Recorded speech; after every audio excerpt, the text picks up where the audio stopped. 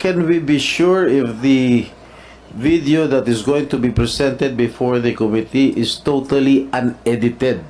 We will... Knowing knowing this person who has a lot of criminal records, Mr. Well, Chair. we will seek the expertise of the PNP Anti-Cybercrime Group. Alam nila yan kung yan ay pinagputol-putol o unedited yan.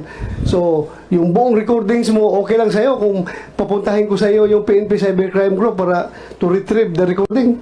If it's okay with you. Your Honor, Your Honor, ay parang hindi naman po maganda yung sinasabi ni ni Senator Jinggoy Estrada patungkol sa akin. Para namang ako talagang hinuhusugahan, ako'y may kaso pa lang at hindi pa napapatunayan sa hukuman. Hindi kagaya po ang ating butihing senador, nakonvict na po. Ay, wag naman po. Alam mo, Mr. Morales, alam mo, Mr. Morales, Senator Jinggoy, please. Huwag mong pakikalaman yung kaso ko. Problema ko yun. Yung kaso mo ang ayusin mo. Your Honor, ang kaso ko po, Your Honor, hinaharap ko naman po. Please, at ako hindi Order. Please, silence.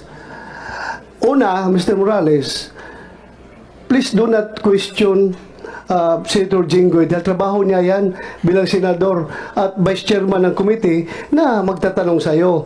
Pero kung sinasabi mo na nasaktan ka dahil ikaw akusado ka pa lang, siya konbiktado na, tapos pinapalabas na masama ka, well, that's your opinion.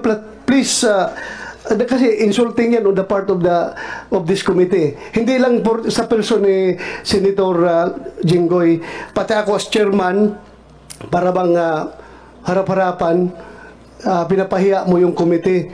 Ako, I'm just advising you. Hindi ako galit sa'yo, just giving you a piece of advice.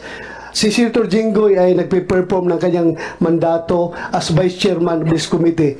Kaya expect mo lang rin na magalit siya kung sinabihan mong ganon. And we expect also na yung opinion mo na ganon. Pero sana huwag tayo humantong sa personalan dito, ha.